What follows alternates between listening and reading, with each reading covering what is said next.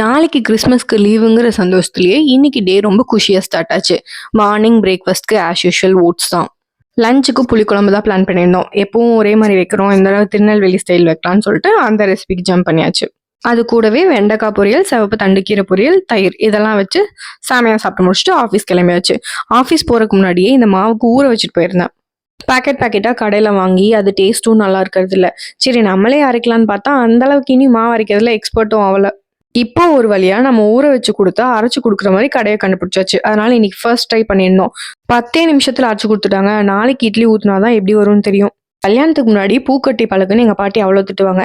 எங்க வீட்ல எல்லாருமே பூ கட்டுறதுல எக்ஸ்பர்ட் என்ன தவிர.